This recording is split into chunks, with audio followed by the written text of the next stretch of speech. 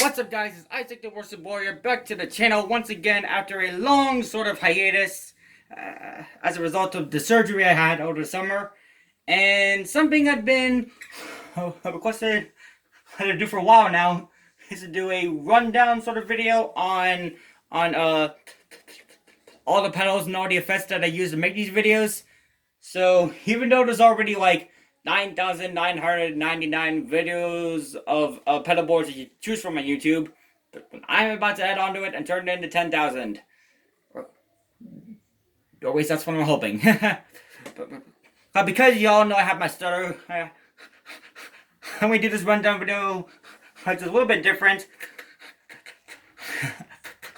and we'll talk about some of these pedals, and then I'm going to play through sort of how I use them. So yeah. For today's video, I'm using my Sector Omen Extreme 6 Invented Sunburst, and yeah. So the first thing I'll say is that, as you can probably tell, this is a brand new pedal board, and this is actually not a standard pedal board. This is not owned by any company brand. This is actually something that my dad made. So my dad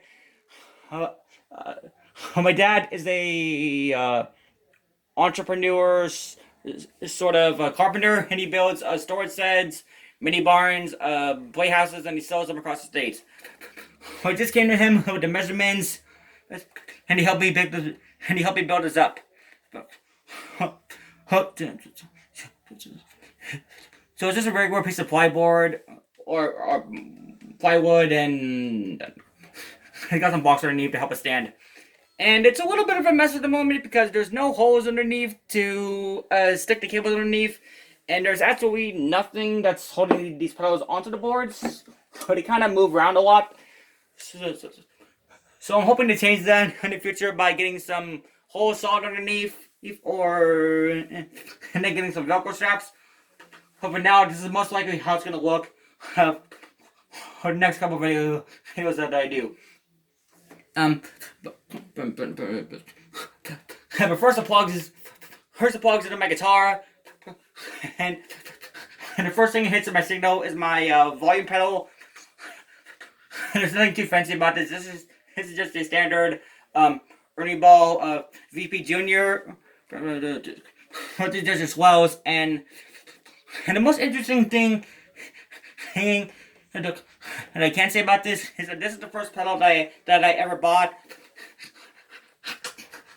and I bought it from a friend in college. His name is Brian, and I don't know I'm not sure how well you can read this, but it actually says on here, because Brian actually wrote this on here. This says Psalm 13:6. I will sing to the Lord, for He has been good to me. But that's the first of my signal, and then it hits my compressor. This is the Boss CS1 Compressor and Sustainer, and I usually keep that on all the time, except for the rare occasions when I'm stacking all my drives. Because I noticed that by compressing, it really tends to boost my gain signals. To the point where it causes a lot of pain in the ears. So yeah. I usually keep it on all the time, and I bought it brand new for Guitar Center, so it's. Well, I'm not sure if that was a bad decision or not. And I also bought this brand new for Guitar Center. This is the Ibanez TS9 Tube Screamer. It's a very popular overdrive. It's very commonly sought out. And it's a lot of fun to use. But I normally run this at around 9 o'clock in the gain, and on some songs I run it at noon or 2 o'clock. For the most part, my gain's at 9 o'clock, and then my tone's at noon, and then my level is at 3 o'clock. And I usually run that at depends on the low gain. I usually run that as a sort of transparent overdrive. But even that, it's still got a lot of hair on it. So I'll probably change that in the future. The desk setting,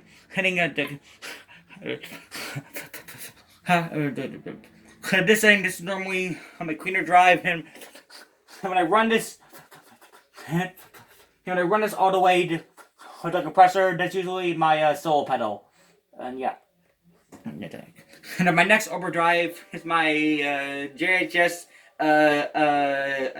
kilt of version 1 by Stu G. And this is obviously the most expensive pedal that I owned, and the way I got this, man, it was just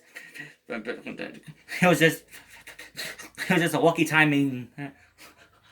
I'm not on God's part, but this thing is a monster overdrive. It could be run as a classic drive, run as a boost, as a distortion, and even as a fuzz. I don't normally I don't normally use the boost side over here because especially in the studio it really tends to hiss. So yeah, hope I can buy something in the future that can help me with that.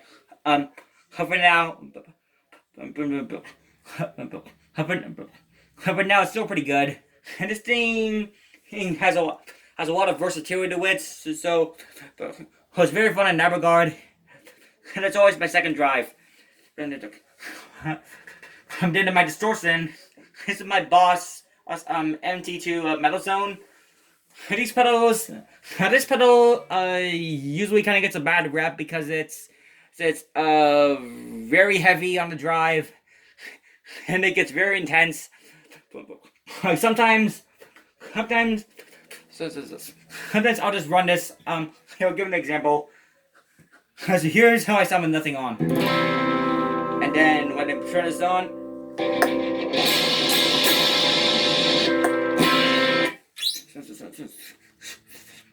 So it's super loud, and I've almost sold this thing twice. Because it used to be my second drive until I got the kilt, and it definitely has its songs, it definitely has its places, especially whenever I'm playing on drop D, whenever I'm playing on drop D, I think this always makes an appearance, especially stuff like Planet Stickers, Hillsong, and a lot of rock style songs. It's pretty fun to use. But I also had to be careful with it because it's a little bit too powerful. But those are my jar effects, and then it goes down here into my tremolo. This is the Dan Electro tuna mount tremolo. It only cost me like about $30 over Facebook. And you can see this here, the depth knob is actually broken. So I have to. So if I want to change that, I have to use a screwdriver for it. And I don't normally. 1 second. And I don't normally mess with the depth signal because this is not a very fast tremolo pedal. And I imagine that the fastest you can do with this is about 155 BPMs or so. Or something like that. And I don't use tremolo a lot. But I just bought it because as there's a song I wrote that was called Celebrate and has a tremolo part on it. So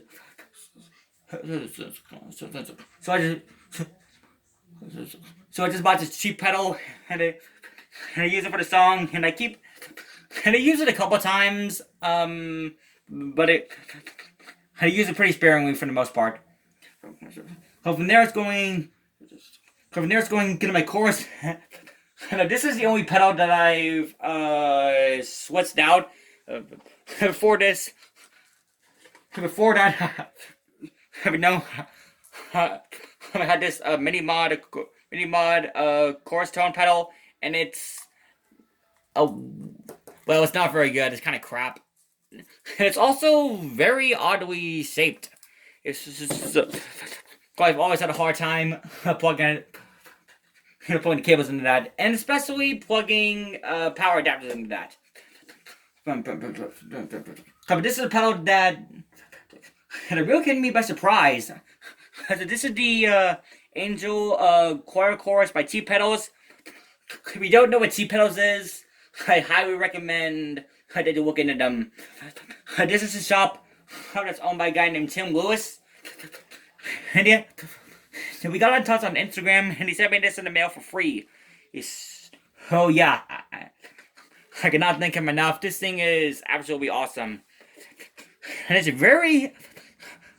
And you'll hear it later, but it has a very unique kind of sound to it. Because it has these two knobs on here. This is a Vibe, and this is called the Space.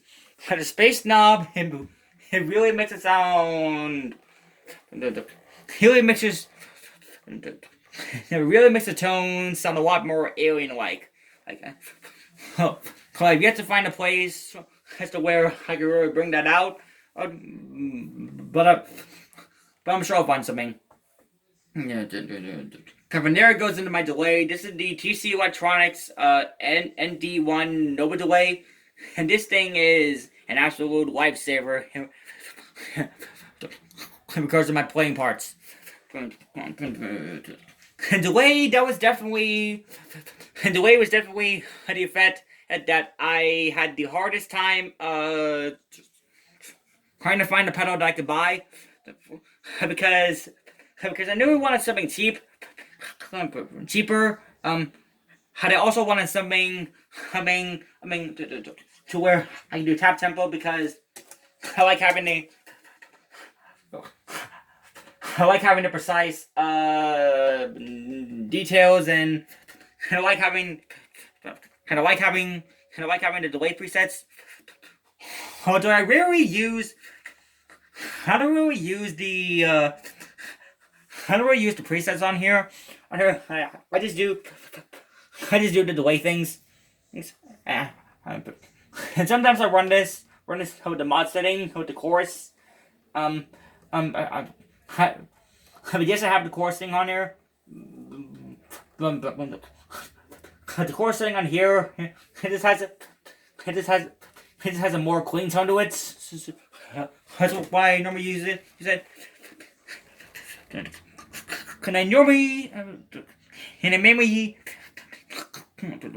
I'm mainly using 3 delay taps in here. So I got the 8th note, dot 8th, and then the reverse. That's what I usually use. As for the other ones, I just know they have their place, and I know there'll be songs that I bring them out on. But for now I keep it. But now this thing is it's a lot more complicated than it looks. So that's about as far as I go. And then it's on my reverb. This is the Hall of Fame, the Hall of Fame 2, which is also by TC Electronics.